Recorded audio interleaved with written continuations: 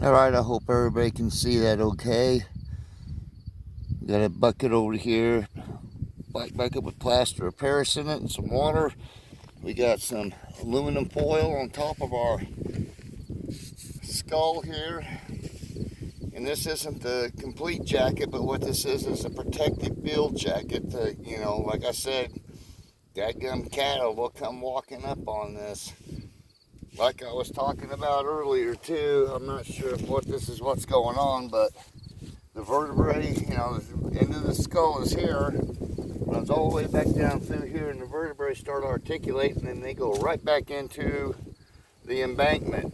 Well, up here in front, back up here around, I'm starting to run into vertebrae.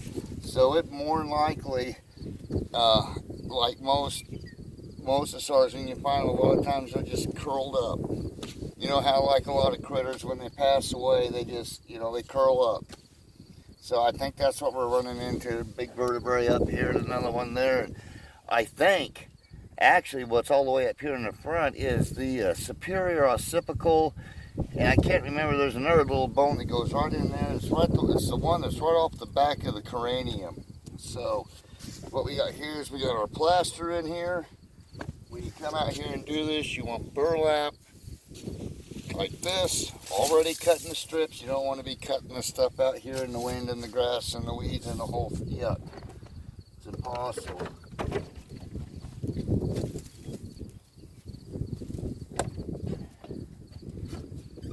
Make sure you always leave enough water when you're done with this process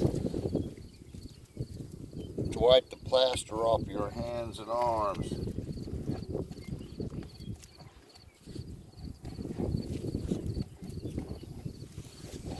I'll have to do this a couple times. I just want to get everybody. So you just mix it by hand.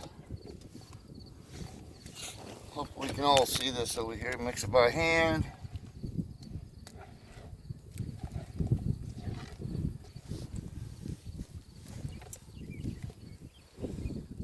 You can always, this stuff, when it starts setting up, it sets up really fast, so it's best just to do little amounts at a time. There's no hurry. You got all day. Oops.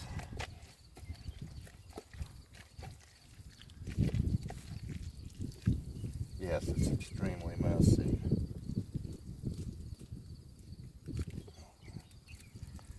But hey,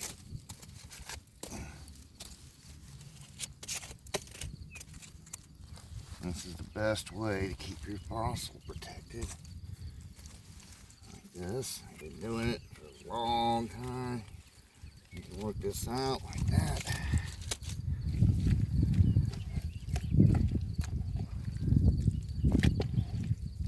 So I could have put a lot more. I haven't worked with this for a while, so I put in a small amount just to get started. Don't worry, it washes out of your clothes real good, but you probably should wear something that you're not going to mind getting too messed up.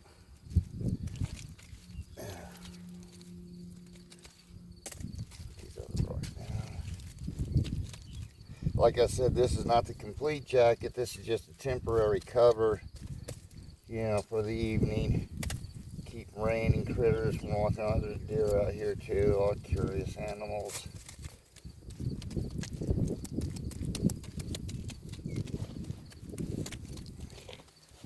Apply a little bit of layers like that. You always have some left over, and this is, you can smooth it out in there.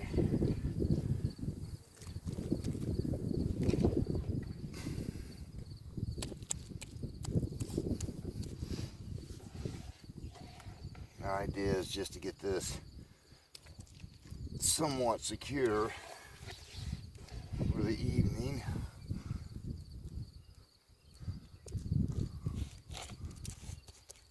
You can actually, when we get done with this, we can leave this on here too for the, we'll put the rest of the jacket on when we do, and we'll just leave this on, just jacket right on over it, no problem.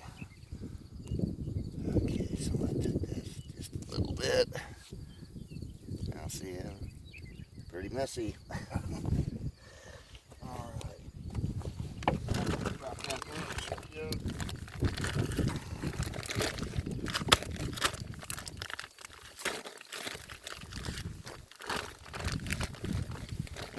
like anything else, it takes time to acclimate to it, you know. You don't want to get it too watered down. Because then the plaster doesn't stick to the burlap very good when it's too watery. If you don't have enough water in there,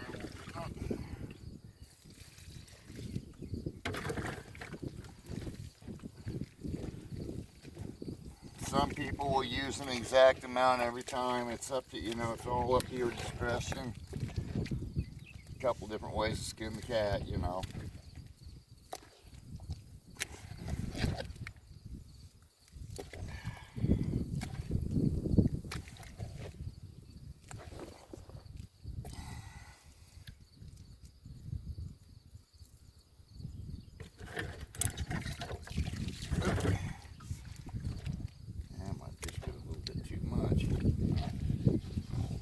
Don't worry, you know, you can always add more plaster. Once you put the burlap in too, it's dry, so it sucks up water right away. And like I said, you do this in small amounts because this plaster will start setting up, and once it starts setting up, it sets up pretty quick, just a few minutes. And the rest of my burlap.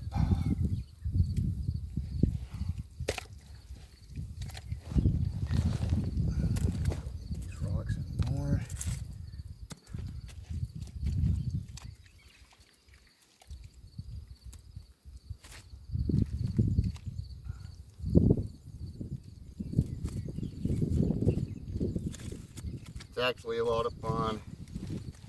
Give you an opportunity to get messy.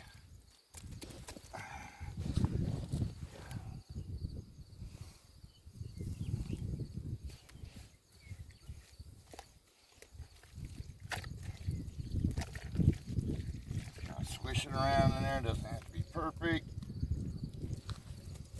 Some people like to roll them up, take their time, and unroll them in there. Other people got different techniques. I mean, there's a couple different ways you, like I said, you can skin this cat. You just want to make sure that you keep the fossil itself covered when you're putting plaster down, because the actual rock that the fossil in is easier to get off than the plaster is if it gets on your fossil. You don't want it on your fossil. It is extremely, you know, it's a booger to get off. It attaches like glue.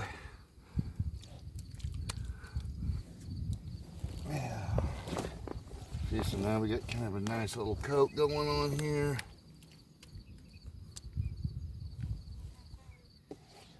This should keep most of the critters away. Gives it a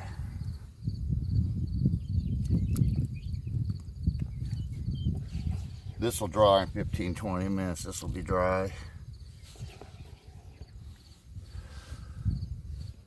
That extra we'll just put in there. Smooth it out, strengthen it up.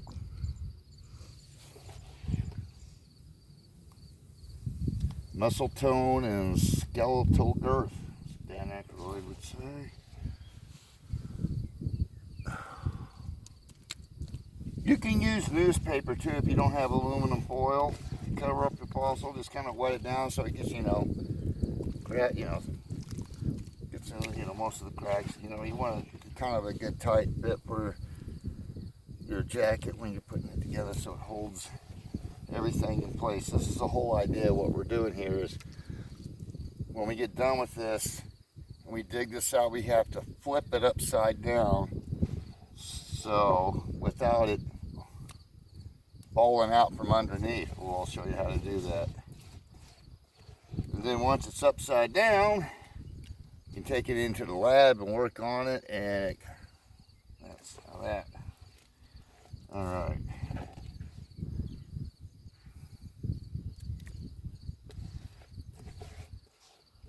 This bucket here you get at the farm store. one of those rubber ones, so it bends. So once this plaster dries, you just have to kick it around a little bit, and all that plaster will come right off.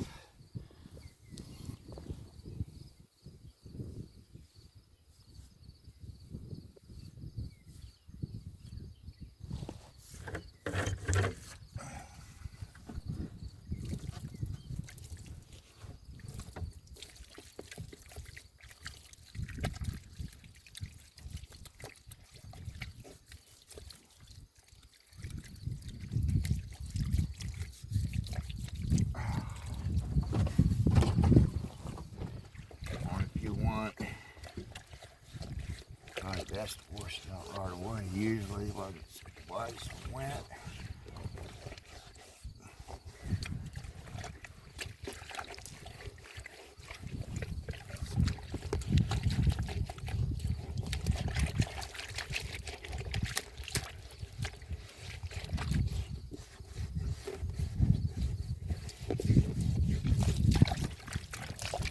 All right, folks.